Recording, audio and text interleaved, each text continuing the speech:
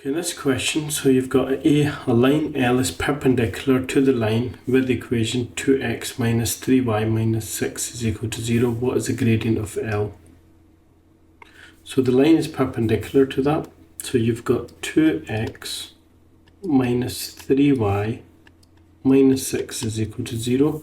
So you need to put that in the form y equals mx plus c form. And so if you do that, so that would be 3y is equal to 2x minus 6.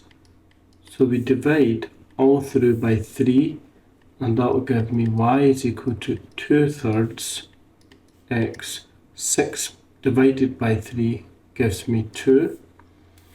So the gradient is 2/3, which implies that m perpendicular